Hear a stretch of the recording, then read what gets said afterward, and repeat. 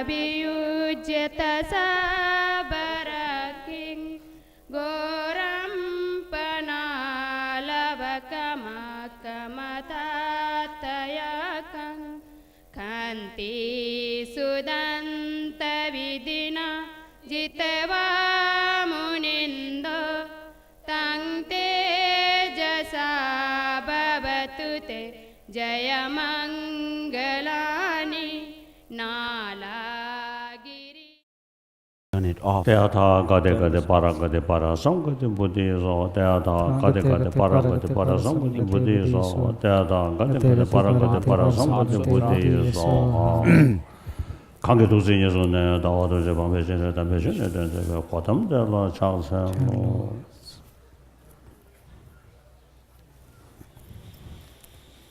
야야 당에 남주 즉 천지의 제배 그돌이야 즉 말에 두시 샤야 돼. So when I give this kind of Dharma discourse, I usually think that we are engaging in some study. 그게 세션 시인 something. 나도 전데요. I usually think that it's a study session. 낭주 자와한다. 책수수자와디. So with regard to the text, the Dhammapada. 마피티 샤니. 내가 간다 지금 낭주 모두 제대야디. 다 제대로야. While we go through the text, we also do introduction to Buddhism. Of course, I do not know much, but I have studied Buddhism a bit. So, in the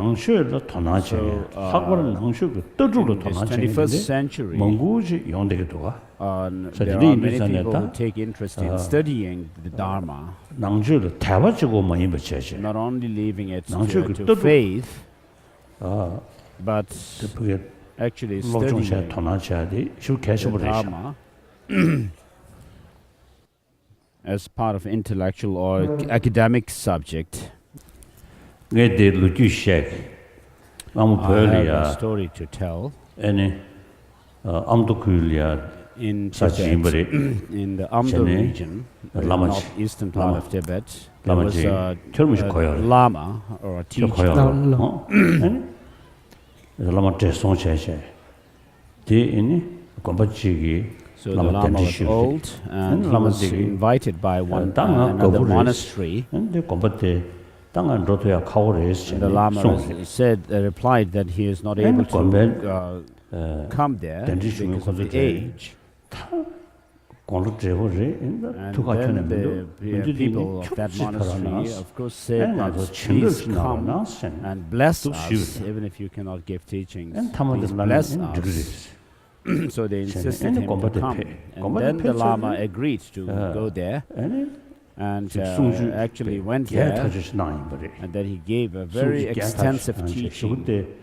And at the end he said, I'm not somebody who actually bestows the nirvana or liberation by putting my this impure, contaminated hand on others' head. But I am someone who actually leads others to liberation through teaching. Therefore, if I add something else to this, I'm not also, regarding myself, I'm not someone who actually leads others to liberation by putting some vase on their hat. But based on the teaching of the Four Noble Truths and the 37 Harmonies of Enlightenment, I actually help others to lead them to liberation. So it's not easy to gain liberation just by receiving some initiation or abhisheka and some blessings of Tantra. So the Buddha himself, of course, gave teaching of Tantra to very few select people who have very special connection, karmic connection with Tantra, and not in public. So some people amongst 용구리. you may have 어, pure 된적이 karma 그게 있어야 such that you may 단단해야 be able to have pure visions of deities and so forth and to receive teachings. But apart from some exceptional cases like that, one should not think that one should receive tantric teachings right away and have the teachers put the vase, teaching vase on your head and so forth. And so the tantric teachings are meant for very specific disciples and not given in public, whereas the principles of understanding of emptiness and bodhicitta and so forth are meant for general disciples in general for their practice.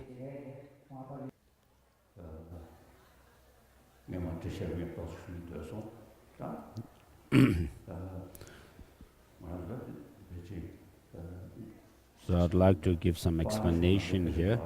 Even in the Pali scripture, there is this verse which says, do not commit any evil deeds, commit or accumulate a wealth of virtue, tame your mind thoroughly, and this is teaching of the Buddha.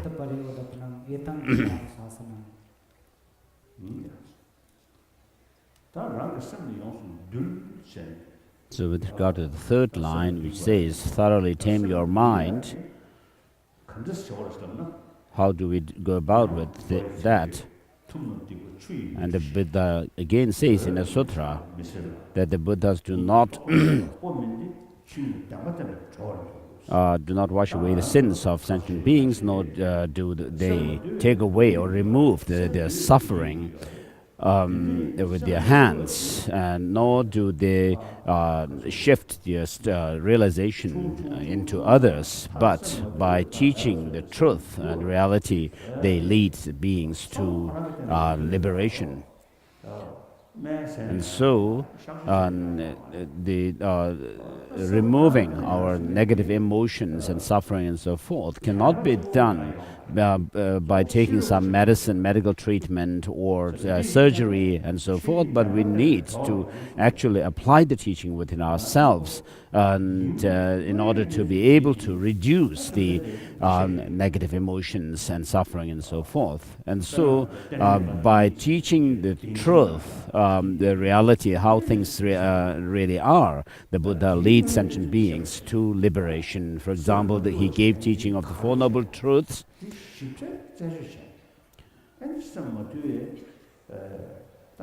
So in which he shows what actually are those states of mind which are untamed, uncontrolled, and such as jealousy, arrogance, and attachment, and so forth. And so by practicing loving kindness, compassion, and so forth, what Buddha shows is that these negative emotions can be actually overpowered. And these negative emotions, such as anger and so forth, are rooted in ignorance, mainly ignorance which actually clings on to some kind of independent self within oneself, and therefore this is overcome through the understanding of emptiness. And therefore, in this way, the Buddha shows the truth and reality and leads beings to liberation, not by giving some blessings or by removing the suffering of other sentient beings with his hands, nor washing away their sins or evil doings with water, but not also by transposing his realization into others. So how do Buddhas help is by showing the path leading to liberation, teaching the truth from his own experience. And so, if we follow the teaching well, then we can actually reach the goal of enlightenment as well. So, if you actually consider or regard the Buddha as if he's like a creator God, then that's wrong. So, we should consider the Buddha as our teacher, like our teacher. And then within a teacher, there are different aspects. One aspect of the Buddha would be, could be for us as Buddhists, he was a fully enlightened being. And then if we actually look into his teaching itself, we can see the Buddha being a great philosopher and a great thinker.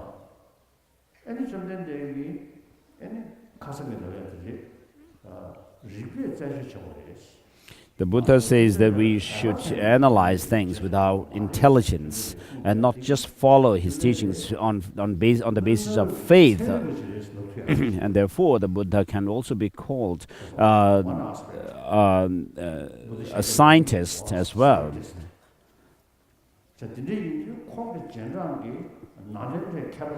And therefore, his followers of the Nalanda masters, such as Master Nagarjuna, he were bhikshus, keeping the Vinaya vows, and also they were scholars who actually were learned in the 5 different sciences, thoroughly knowledgeable in the 5 sciences. And in the case of Master Nagarjuna himself, he knew how to turn iron into gold and so forth, so he could be also called a chemist. And then he actually used reason to check and scrutinize the teaching of the Buddha. And so because of that, by using rational means, he was able to make a difference, differentiate the teaching of the Buddha into those of provisional and definitive teachings. And therefore, we can see that all these Nalanda, top Nalanda masters were bhikshus, they were scientists, they were philosophers, thinkers. We can call them like that. And therefore, from our point of view, the Buddha, if we want to be really a true follower of the Buddha, we should not just limit ourselves to reciting the formula of taking refuge in the Buddha, Dhamma and Sangha by saying Buddham Sharanam Gacchami, Dhammam Sharanam Gacchami, and so forth, and just counting this as many times as possible. So regarding myself, of course, I've become a monk since my a very young age, and I have been, of course, reciting this verse of taking refuge in the Buddha.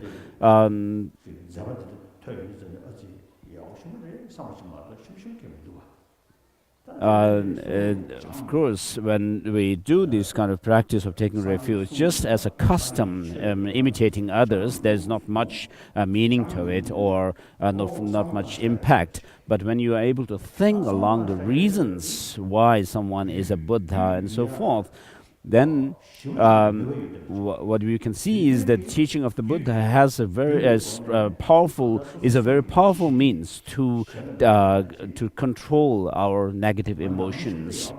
Of course, I do not have much experience, but I can say this much. And therefore, we can see that how someone can actually gain faith, develop faith in the teaching in the Buddha or the teaching of the Buddha by understanding it well. So, as Buddhists, we have to become 21st century Buddhists. What that means is, if you are able to gain faith in the teaching of the Buddha through reason and understanding, then of course you would be considered a 21st century Buddhist. not just staying on faith alone. Of course, there are many people who claim to be Buddhists, but they are all disgraced to the teaching of the Buddha. Even in other religious traditions, there are practitioners who are not actually able to instill the teachings within themselves and make transformation within. And particularly there are people who abuse others in the name of religion. So the religions have not become a means to tame their mind, to transform their mind, but as a means to overpower or rule others. And so, if you think that you are somebody very special and so forth, and ignore the teaching, neglect the real practice, then it's not good. Therefore, I would like to emphasize here that studying the Dharma is very important. So next I'll take some questions.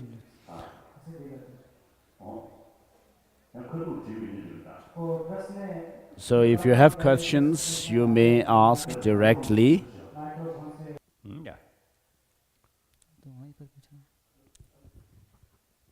अब प्रश्न उत्तर रहेंगे, तो जिसको प्रश्न पूछना है वो खड़े होकर पूछ सकते हैं.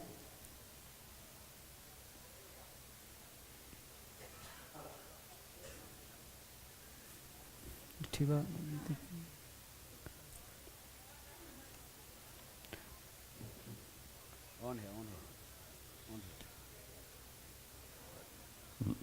Lost, true. Low.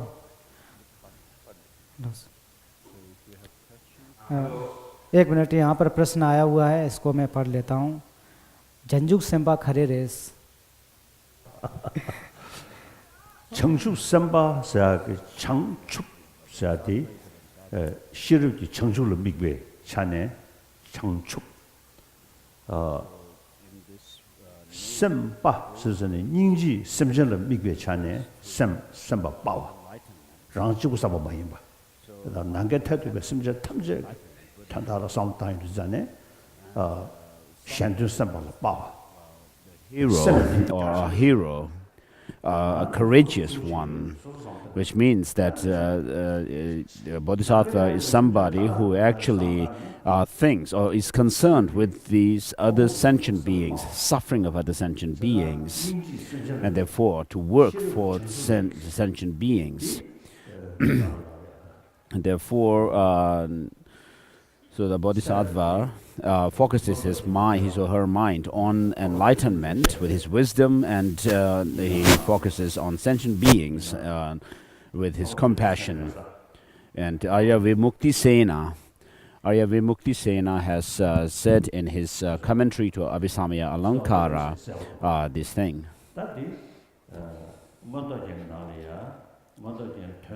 And in the Abhisamaya Alankara by Maitreya, the Maitreya mentions that there are 10 principles which symbolize or which represents or the enlightenment, Buddhahood. And the first point is Bodhisattva, Bodhicitta.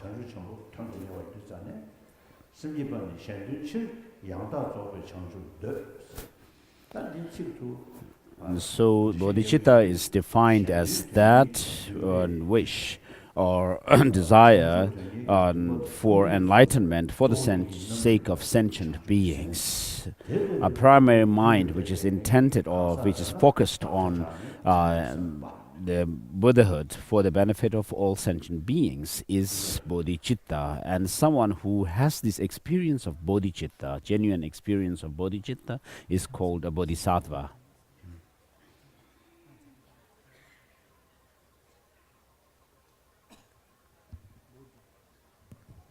So I would like to add some more. And so bodhicitta, which has this aspiration for Buddhahood, Now, in order to have that aspiration, you have to actually cultivate the wisdom realizing emptiness. So we went through the yesterday we talked about the four noble truths, and the third noble truth, it's the truth, true cessation. So you have to be able to, through this understanding of emptiness, you have to be able to see that cessation or nirvana is possible to attain. And so with this understanding of emptiness, you actually come to know that nirvana or enlightenment is possible. And then with regard to the bodhisattvas, focusing their mind on concerned with the suffering of sentient beings, the bodhisattvas, of course, in training for the experience of bodhicitta, there are basically two different methods. One is called the 7-point cause and effect instruction. And then the other one is, the other method is called, which is found in Master Nagarjuna's text like Ratnavali and also Shantideva's Bodhisattvacharya Avatara. This is called the equaling and exchanging self and others. And so for someone who actually wishes to cultivate bodhicitta, you can actually combine these two systems. But for someone with sharper faculty, the later method, the second method, is more powerful to cultivate bodhicitta. So if you are interested, there is no greater text than Master Nagarjuna's Mula Madhyamaka Karika for developing understanding into emptiness. And then this text is also in Sanskrit, in Indian language, and also they are translated into English. It's translated into English. The fundamental wisdom verses of the Middle Way by Nagarjuna, and also for the cultivation of bodhicitta, this altruistic intention to become a Buddha for the benefit of all sentient beings. There is no greater text than Shantideva's Bodhisattvacharya Avatara, which is also extant in the Indian language and Sanskrit, and then also this text is translated into other languages like English. So we should study these two texts, classic texts.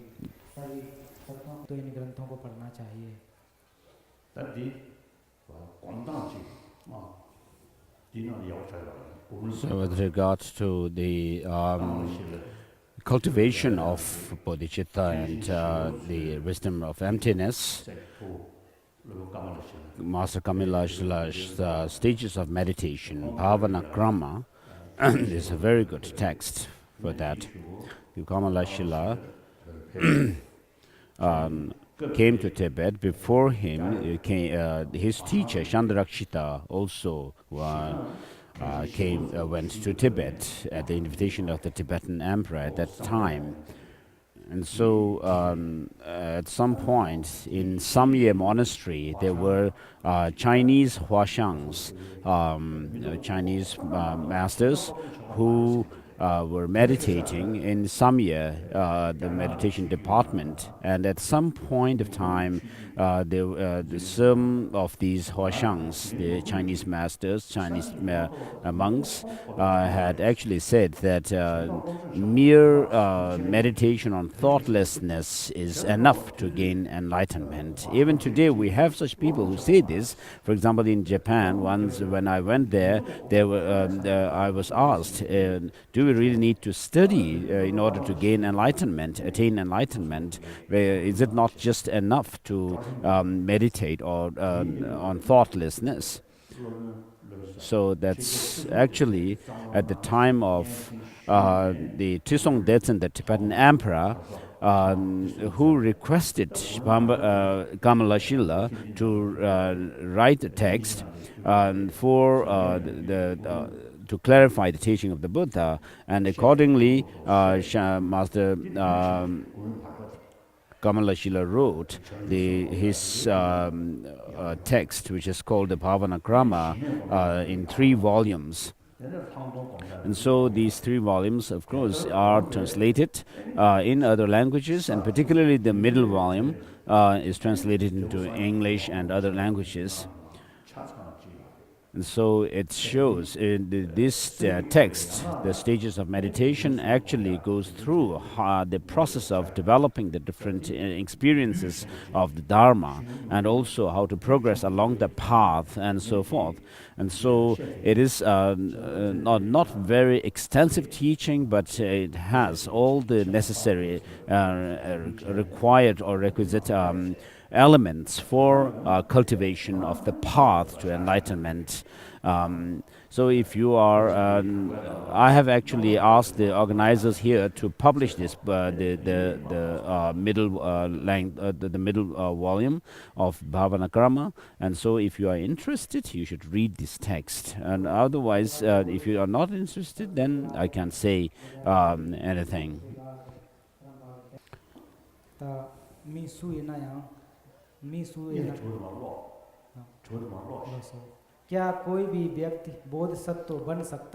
So is it possible for anyone to become a bodhisattva?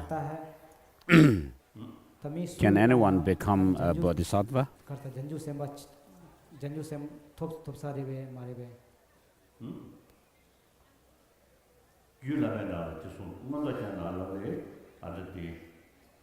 In the Abhisamaya Lamkara as well as Mahayana Uttara Tantra,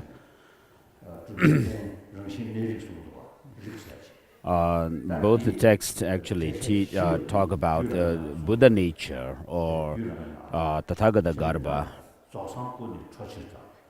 And particularly in the Mahayana Uttara Tantra by Maitreya, he says that the enlightened deeds of the Buddhas also always radiate to sentient beings.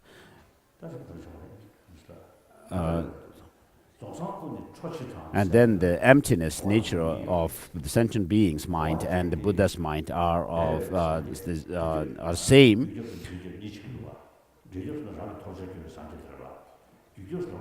And now with regard to the first line, His Holiness is explaining that usually we talk about taking refuge, and so when we talk about taking refuge in somebody like a Buddha, Dharma and Sangha, and we usually refer to them as something separate from us, whereas taking refuge also can be, I mean, on the one hand it can be taking refuge in somebody else other than oneself. But then there's another interpretation which actually touches on that's very subtle mind, the innermost subtle mind.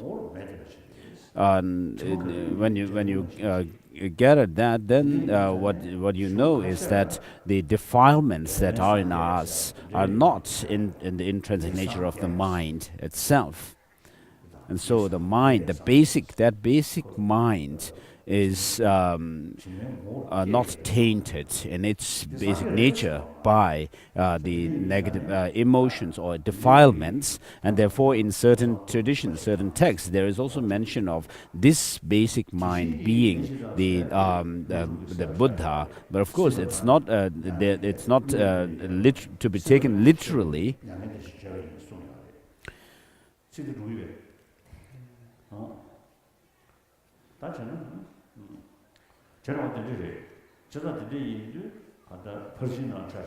And also Master Nagarjuna mentions that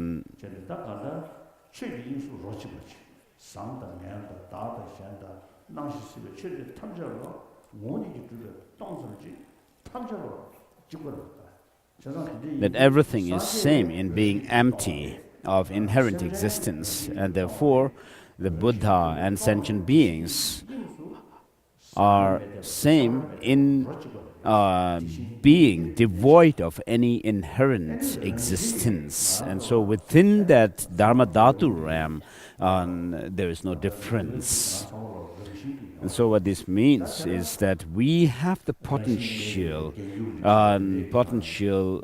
innate potential to become enlightened. And so, with the help of a Buddha who is separate from us, and who is the external condition, and then the inner condition, which is our own practice.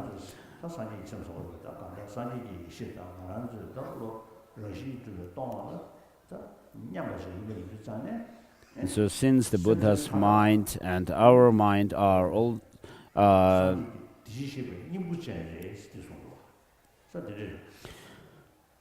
same in being devoid of any inherent existence, therefore all sentient beings are said to be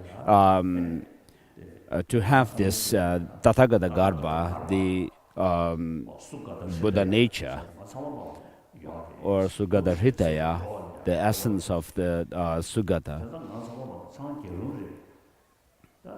So all of us have the potential to become a Buddha, but when we are going to become a Buddha is dependent on our effort.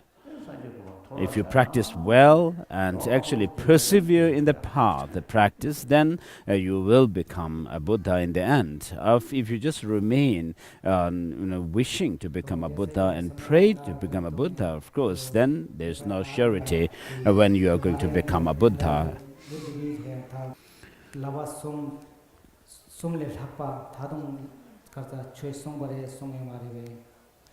Has the Buddha taught other than has the Buddha given teaching other than the three trainings of morality, concentration, and wisdom?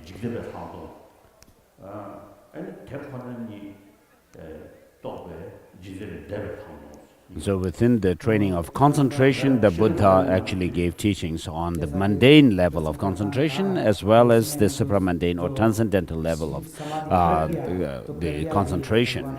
And mainly the Buddha's teaching is focused on the training of wisdom, cultivation of wisdom.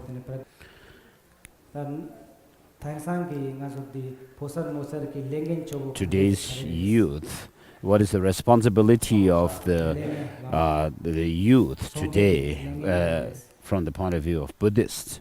What is the responsibility of the youth? First is reproduction, reproducing the human species, as the animals also do.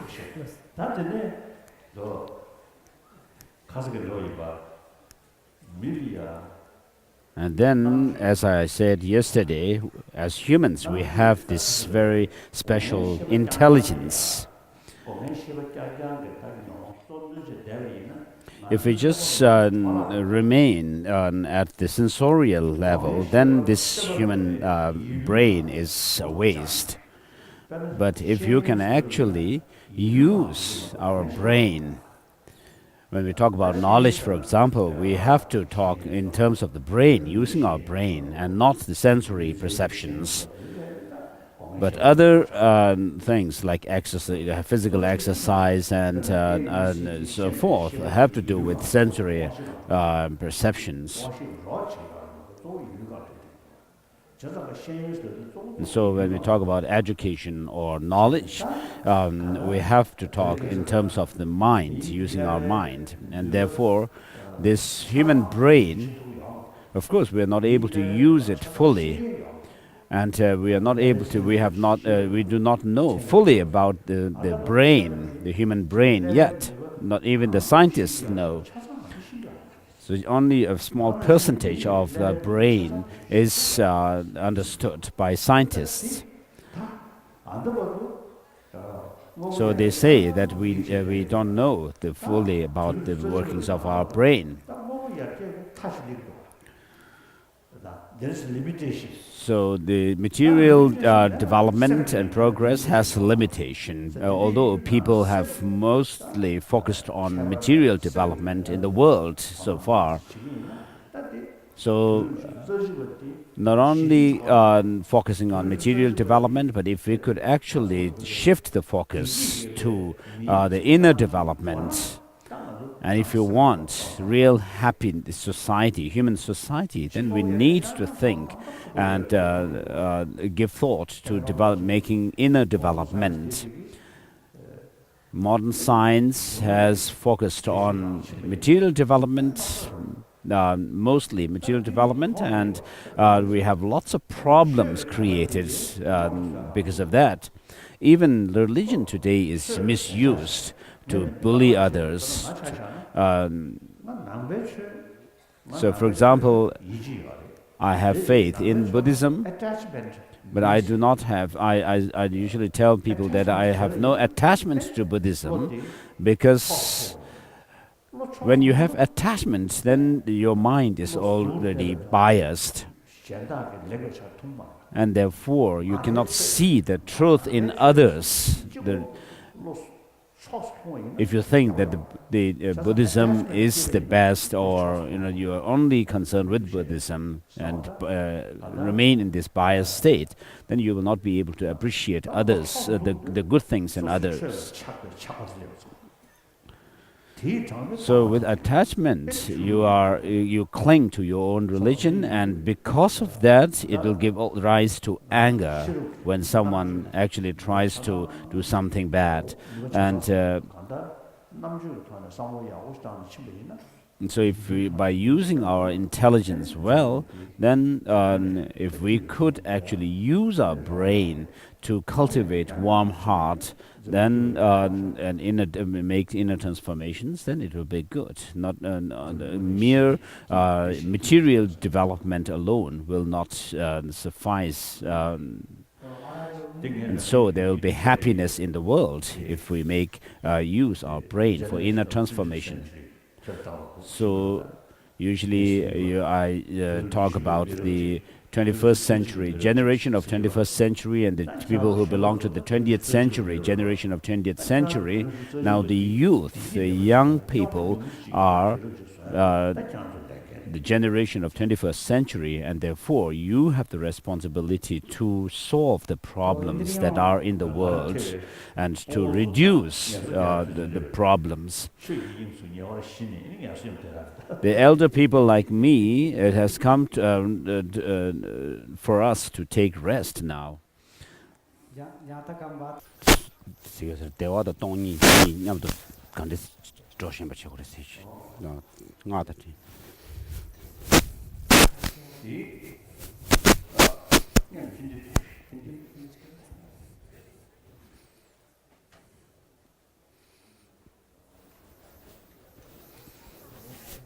यहाँ पर ये प्रश्न किया है doctor you ने, Taiwan से हैं, कि आनंद भावना के साथ शून्यता क्या संबंध है?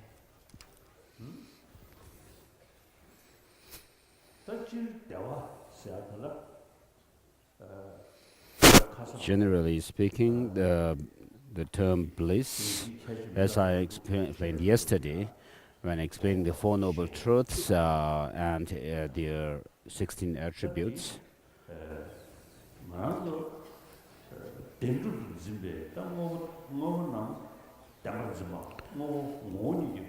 we usually cling to some kind of a true independent objective existence and things. And because of that, we disturb our peace of mind through love and hate attitudes, and also ruin our own future as well. So first, what you have to know is those states of mind which actually cause problem and difficulties, you need to subdue them. And so bliss can be understood in terms of reducing our negative emotions and gaining peace of mind. Whereas it also has, the term bliss also has a connotation, a tantric connotation. So most of you are very far from this practice of Tantra, using the bliss that that is explained in Tantra.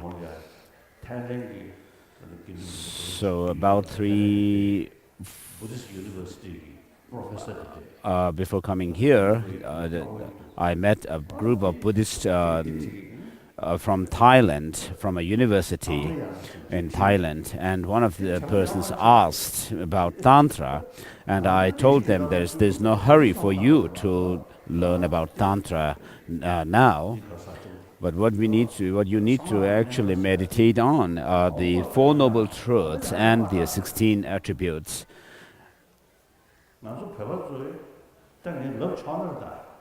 So if I may say,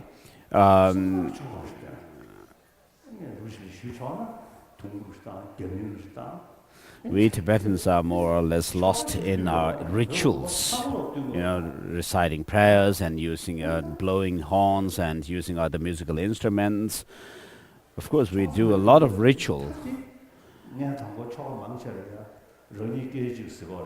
And in most of these tantric rituals, they begin with this phrase or statement, I dissolve into emptiness.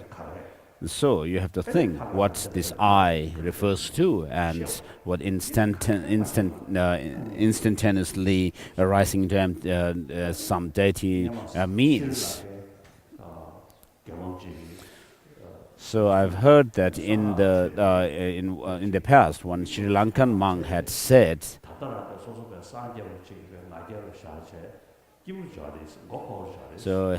that by meditating yourself, visualizing yourself as a deity in tantric practice, may give you some kind of a pleasure in mind, delight. But then what it does, it helps in actually proliferating our conceptions. And so in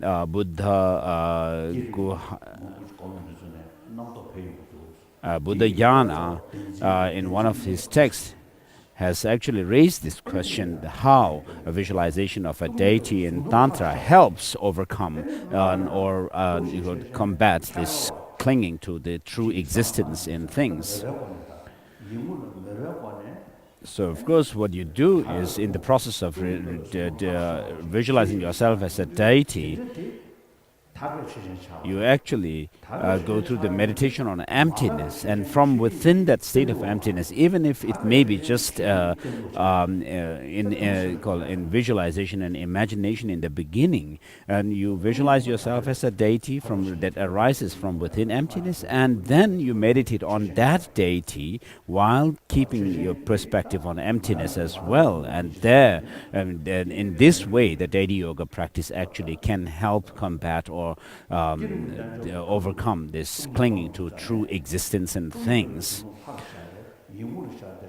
Even in the generation stage practice, you have this practice of deity yoga where you actually meditate on the emptiness of the deity as well, and so which is a pure object. And so in this way, the in tantric practice of deity yoga actually helps in combating the clinging to true existence or independent existence in things and self. Youth Buddhist Society now kalsa songke mangbo eres. Correct. Not sopa di naulia songke mangbo eres. Shenge. Youth. So there are lots of members of youth members of the Youth Buddhist Society. How do they help the society in promotion of Dharma amongst the general public?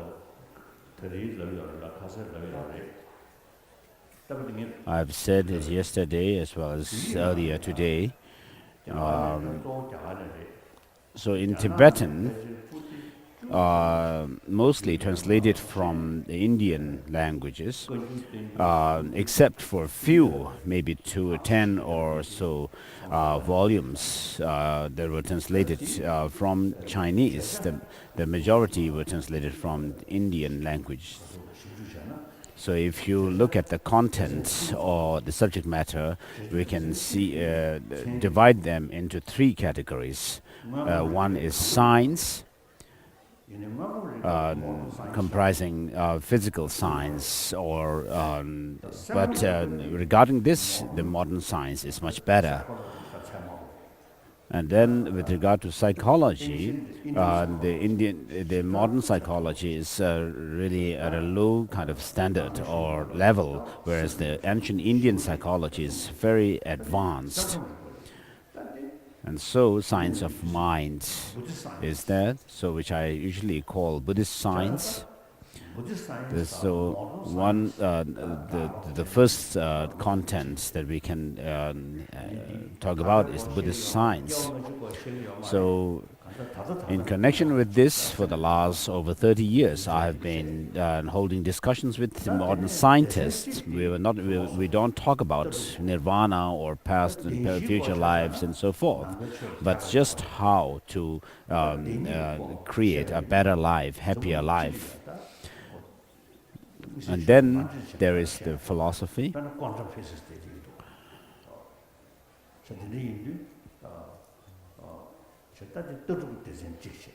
And so when it comes to the philosophy of the philosophy of emptiness, of course, it is something that we do not need to touch on religion as such. It's like quantum physics. And so within this science, we have also the explanations of the objects, that are observed by our mind, and then the observing agent, the mind, and how the mind actually perceives things in terms of how we develop first we have some kind of a doubt, a speculation about something, and then we analyze the things, and then we come to some inferential cognition, inferential knowledge, and that in turn you can further develop into intuitive knowledge or direct knowledge.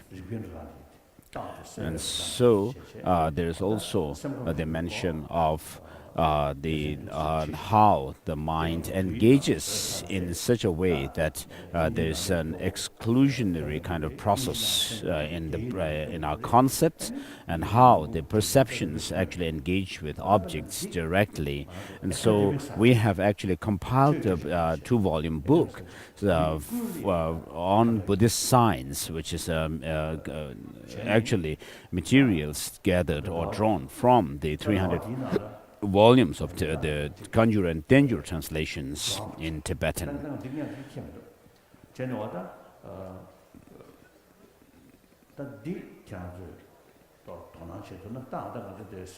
So these 2 volumes are being translated into Hindi, English and Chinese, and therefore this can be used as academic subject. Although what you find in there were told by the Buddhist masters, but then the subject itself is academic subject. And then there is also the philosophy aspect of the content. And so if you could study these two, the science and philosophy, it would be really helpful to the 7 billion people on this earth. It has that kind of potential. And so this is one of your responsibilities as youth, to promote education amongst the general public. And then the third category is religion. So even as lay people, you can practice the Dharma, and within the Dharma practice of Dharma, you have the Shila, practice of Shila or morality, and we also have the vows or precepts of for the lay people. And then if you are monks or nuns, then you have your specific vows to keep as well. And then you can also go on with the practice of the concentration as well as wisdom, these 2 trainings as well. nangpe di karsa mipur pea chedu nangpe mipo in order to increase the Buddhist population. mang taya chedu So this question is about what should we do to increase the Buddhist population. We should not think like that.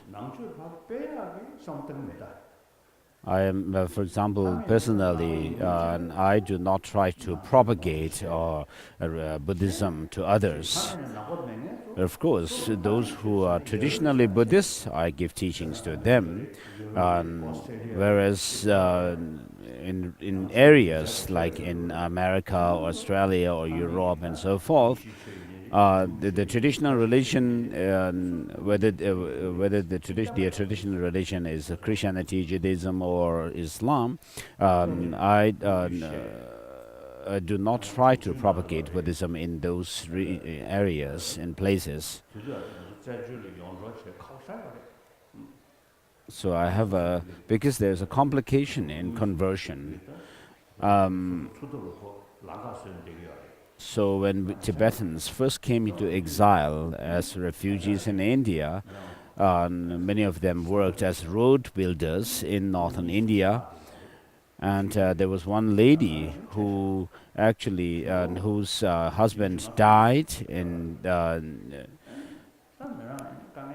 under such circumstances, and then she had great difficulty because she was left with her 2 or 3 children as well, very young.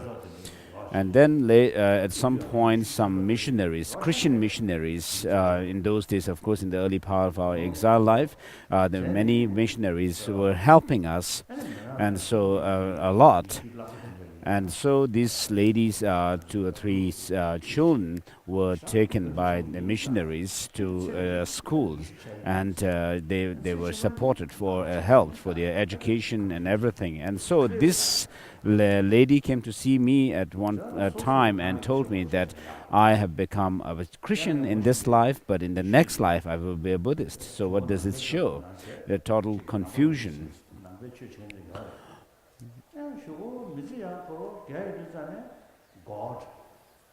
And then there was another Westerner who actually adopted or converted herself to Buddhism. But then towards the end of her life, when she was about on the verge of dying, and what actually happened was that the sense or notion of God was becoming very strong in her. So such things can happen if you don't think carefully. So of course I have discussions about meditation, on love, compassion, and so forth with Christian practitioners. And one Christian practitioner actually, one time, since we were doing these kind of discussions, at one point he actually asked me about emptiness.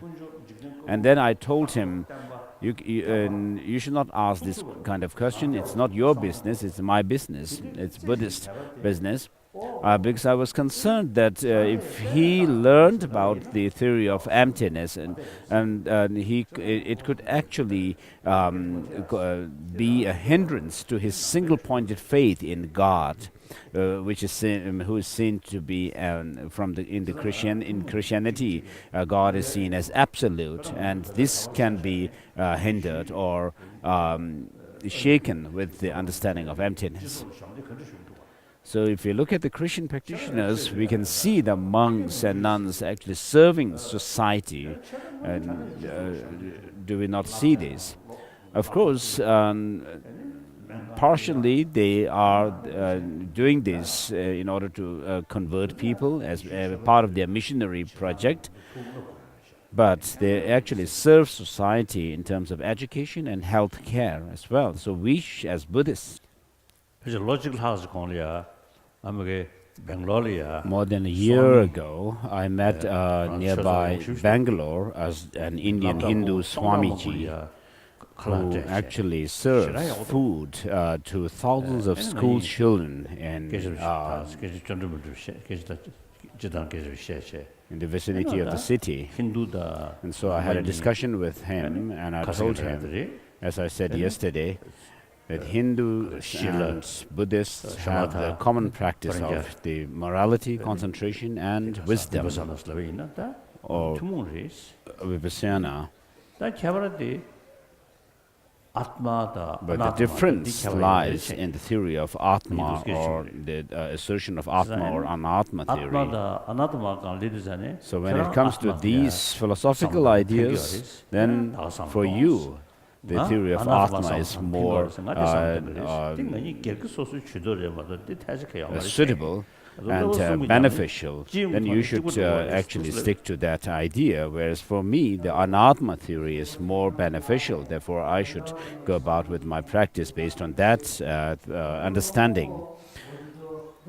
So I told him this. The three poisons. We have the three poisons within ourselves, and these are like our enemies. If we actually eliminate all the negative emotions, these three poisons, what will be left in us?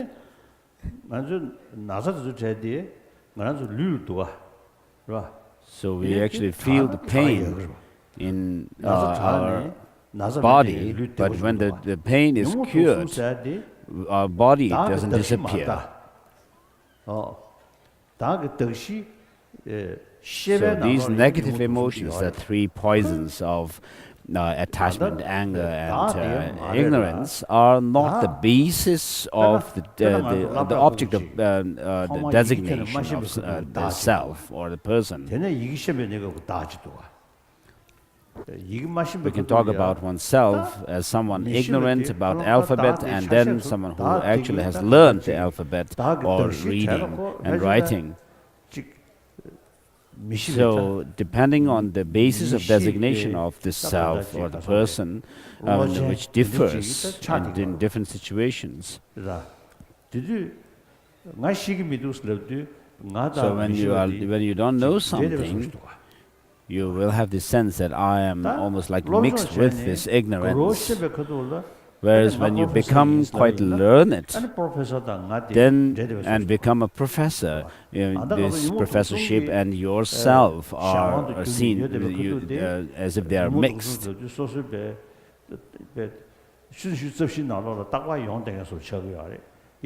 So these three poisons of attachment, anger, and hate, ignorance, of course, pervade our life. In 24 hours, we seem as if it seems that we are overcome with them. Whereas when you are able to see the fault of these negative emotions, the three poisons, then you will not actually give in to them. Whereas when you are not able to see the faults or the shortcomings of these, how they harm you and so forth, you will not actually combat them.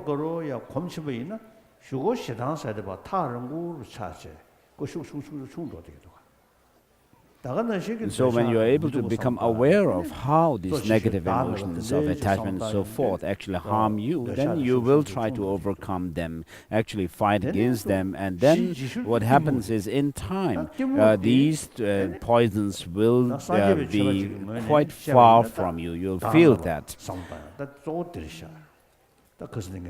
And then when you still keep on doing your practice, and especially as Buddhists, cultivating the wisdom, realizing selflessness, then that is the actual means to eliminate the three poisons from our mind stream. And so, once you have eliminated the three poisons from within your mind stream, you'll be a much happier person, much than someone with all these three poisons within yourself. So if you study the Bodhisattvacharya Avatara, especially the 6th chapter, and which is the chapter on patience, and also many other chapters in the text, which actually teaches us the faults of these negative emotions, the three poisons. So mainly what you have to think is about is whether the mind is intrinsically tainted with these negative emotions or not.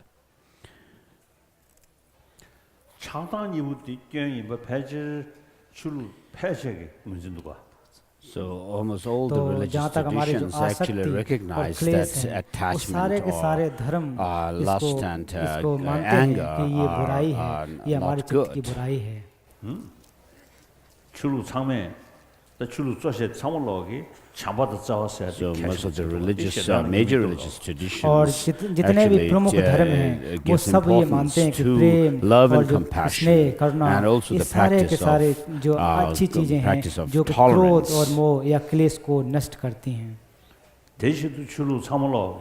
And similarly, all these religious traditions teach simplicity and contentment.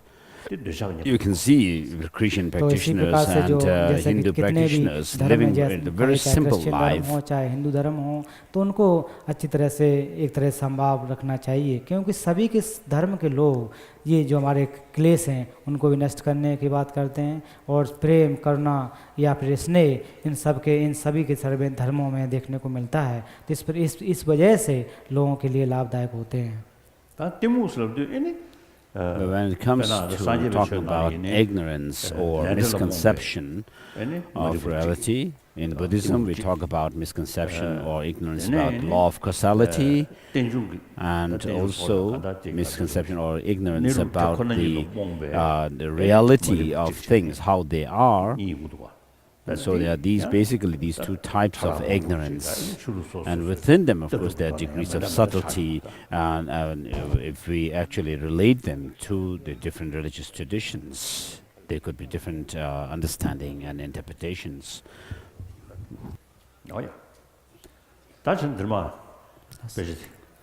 So let's go through the text now. Look at if you have the book, the 7th chapter. Verses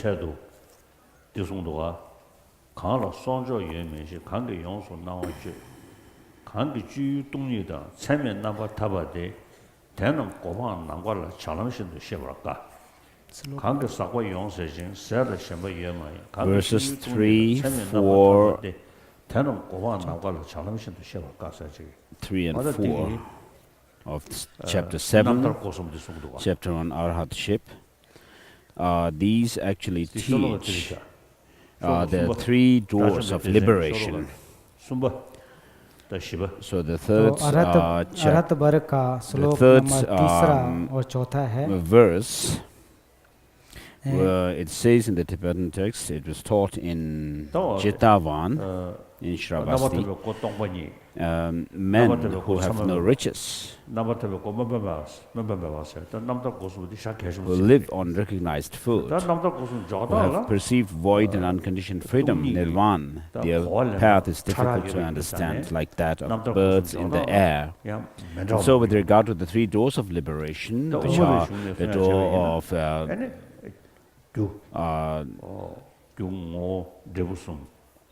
liberation, which is emptiness, and then the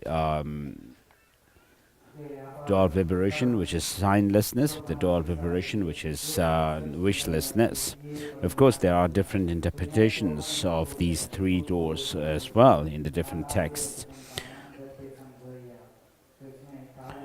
And then the next verse, that was the verse number 3 that I read, and then the next verse is, he whose appetites are stilled, who is not absorbed in enjoyment, who has perceived void and unconditioned freedom, nirvana, his path is difficult to understand, like that of birds in the air.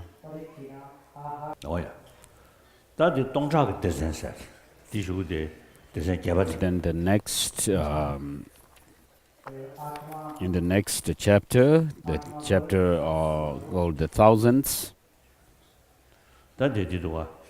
계신 세바 미시바 로자다도 초월래 계신 세바 셰바니 님을지로 초왔어 다 세미 기시베 예시사디 세바 셰바도 미기버 셰바 더 동행이 봉부세 봐 and you more like diameter, the nigger 7 short, give a short, that other Tajamers, Kado, the Digibank Sungore, took the Hengi, Koale, that trader, that's just one.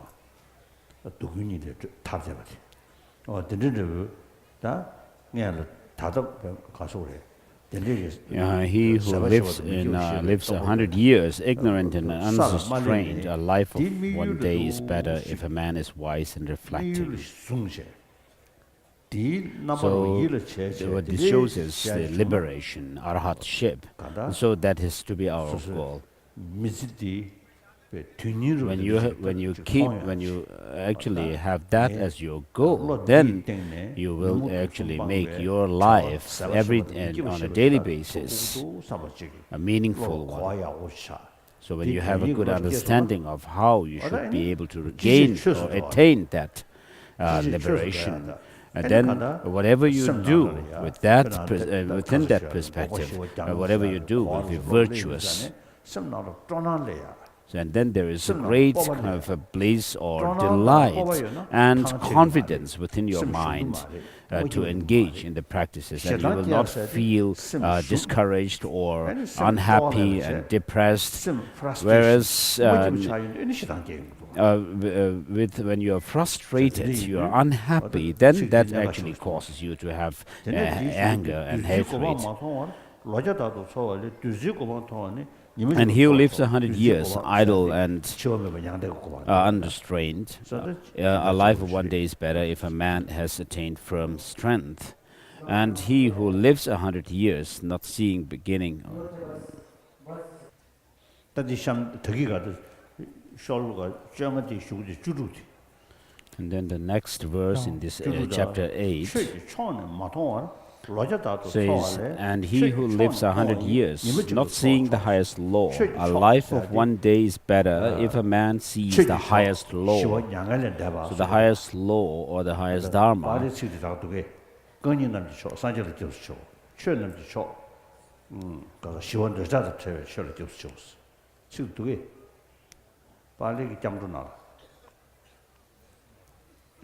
So the Dharma is considered as the supreme Dharma is that which is the complete eradication of all negative emotions.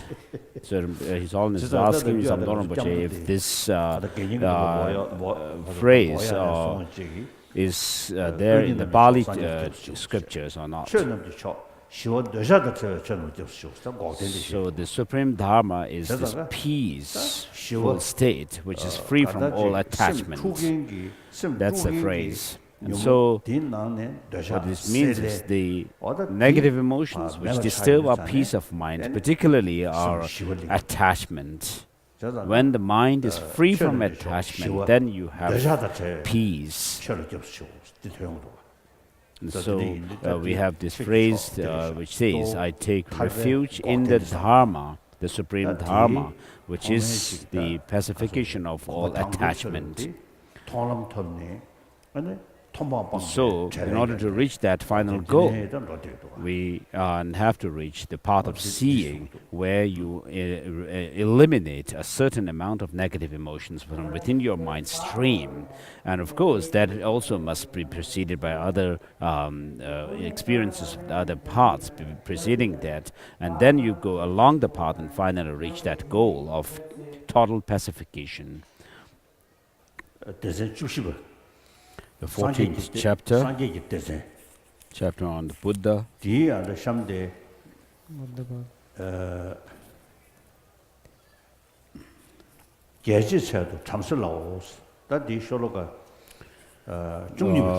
This verse, number 12.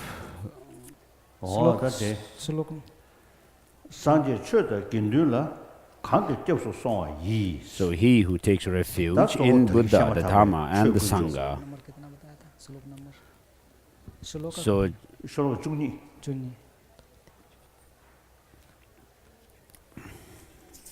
Shlok number 190.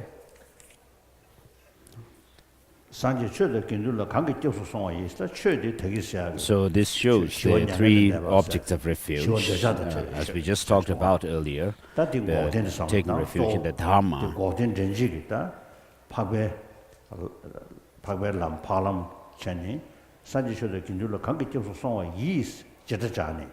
So he who takes refuge in the Buddha, Dharma and Sangha, he who with clear understandings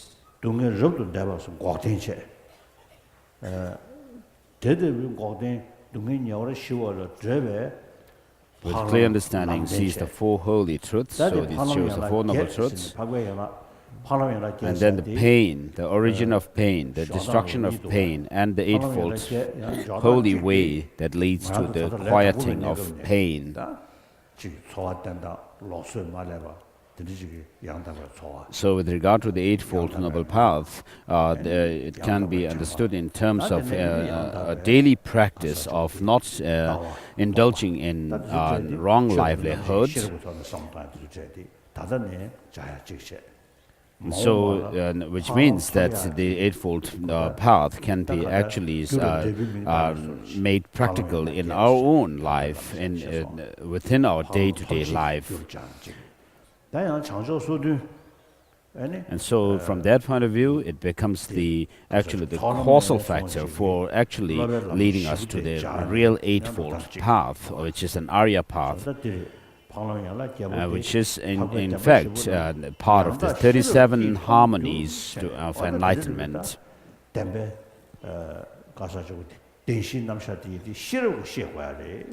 So what this tells is that we have to understand the Four Noble Truths by using our critical wisdom mind.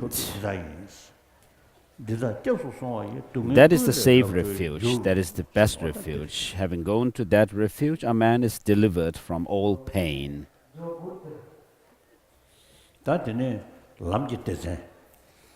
Next, chapter 20, chapter on the path, or the way.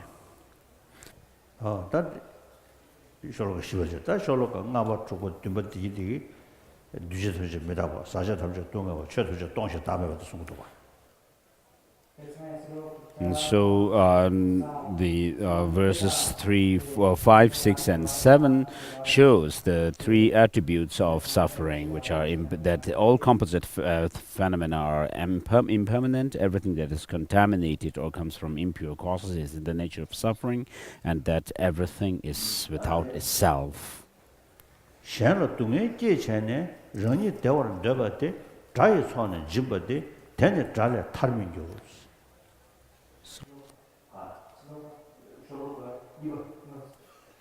So as you look at the verse number 2, it says, it was taught in Jetavan, many men whose shoulders are covered with a yellow gown. Not that. Those who cause suffering to others and while wishing themselves to be happy,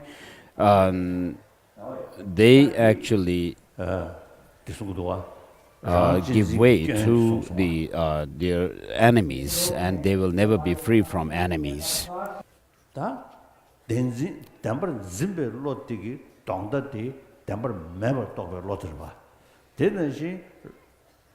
So just as the understanding of reality, the knowledge of truth is the counterforce to our false ideas. Likewise, our self-cherishing, extreme self-cherishing attitude actually ruins us, and therefore we must see it as our real enemies. And therefore, one has to actually switch to cherishing others over oneself. And so this verse actually shows the fundamental practice of the bodhicitta, which is cherishing others over oneself and combating the self-cherishing attitude. So miscellany, chapter on miscellany in this translation is given as the 26th chapter. And it says, he who by causing pain to others wishes to obtain pleasure for himself, he, entangled with the bonds of hatred, will never be free from hatred.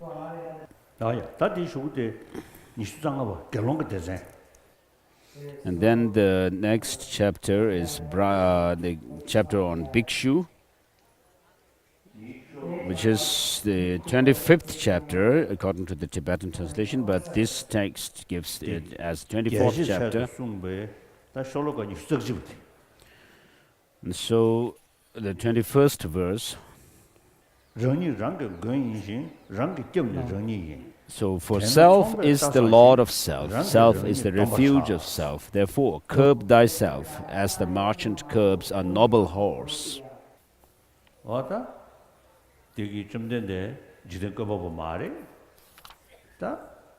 Self-creation. So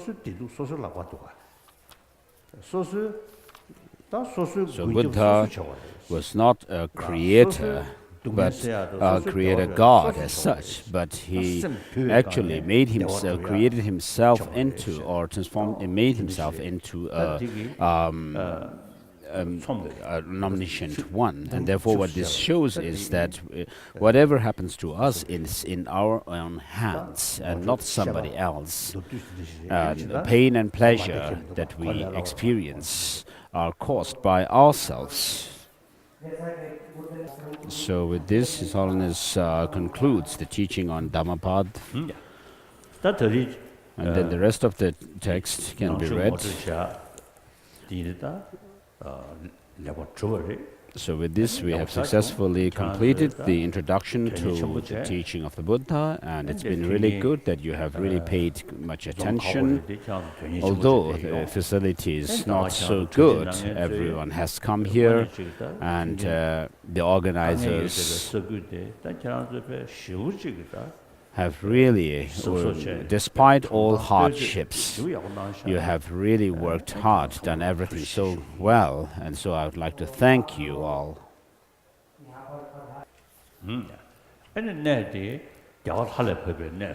So this place, Sankisa, is the place where the Buddha descended from the heaven of 33, and we gathered here, and whatever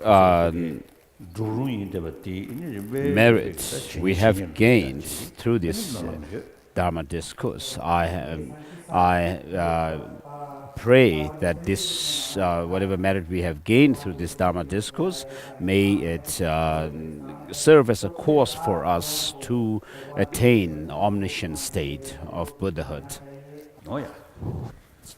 Sivaye Kopan Tomne Gyunge Radu de Gadan Nata Chive Lobto Sive Sole Drowan Drowan Badan Kundo Sangbote Dishinte Da Kunje Jesu Dalop Kewa de Tamje Rabdo Ngo Sunshebe Kewa Ngowa Kanla Chodonga Bade Dagi Gewe Zawa Digunja Sangbo Chichir Rabdo Ngo War Ye